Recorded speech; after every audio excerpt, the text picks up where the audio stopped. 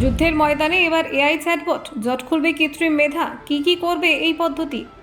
যুদ্ধক্ষেত্রে এআই এর এন্ট্রি, এবার সেনাপতিকে পথ দেখাবে ক্লদ। মানুষের বদলে যন্ত্রের মস্তিষ্ক, যুদ্ধের কৌশল ঠিক করবে এআই। যুদ্ধের মাঠে চ্যাটবট, মার্কিন সেনায় প্রযুক্তির বড় চমক। শত্রুর চাল ধরবে মুহূর্তে, এআই এখন সেনার নতুন অস্ত্র। বন্দুকের সঙ্গে এবার বুদ্ধি ও ডিজিটাল, যুদ্ধক্ষেত্রে এআই বিপ্লব। ক্লদ বলবে কোথায় হামলা, সেনার সিদ্ধান্তে বড় বদল। যুদ্ধ মানেই এখন ডেটার লড়াই, মার্কিন সেনায় এআই এর দাপট। আকাশ হামলা না কামান, মুহূর্তেই সিদ্ধান্ত দেবে এআই। যুদ্ধের কৌশল ঠিক করবে সফটওয়্যার, নতুন যুগের সূচনা। দেখুন, যুদ্ধক্ষেত্রে চেহারা দ্রুত বদলে যাচ্ছে, আর সেই পরিবর্তনের কেন্দ্রে উঠে এসেছে কৃত্রিম মেধা। শুধু অস্ত্র বা সেনার শক্তি নয়, এখন তথ্য বিশ্লেষণ হয়ে উঠেছে আধুনিক যুদ্ধের সবচেয়ে বড় হাতিয়ার।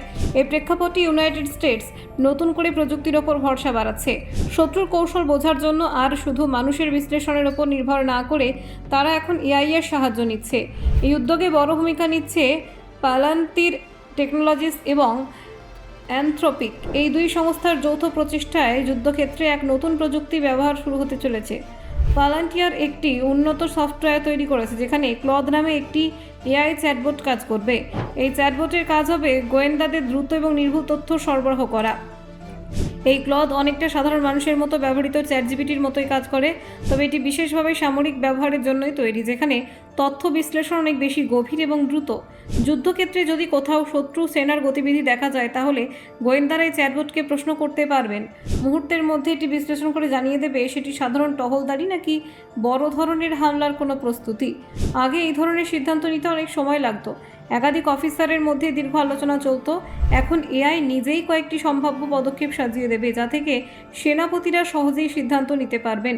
এই প্রযুক্তি শুধু আক্রমণের পরিকল্পনায় নয়, প্রতিরক্ষার কৌশলও নির্ধারণ করতে সাহায্য করবে। কোন পথে এগোলে ঝুঁকি কম, কোথায় আক্রমণ করলে সাফল্যের সম্ভাবনা বেশি, সব কিছু বিশ্লেষণ করে দেবে এআই। এই প্রকল্পটি মূলত প্রজেক্ট মার্ভিন এর অংশ হিসেবে এগোচ্ছে।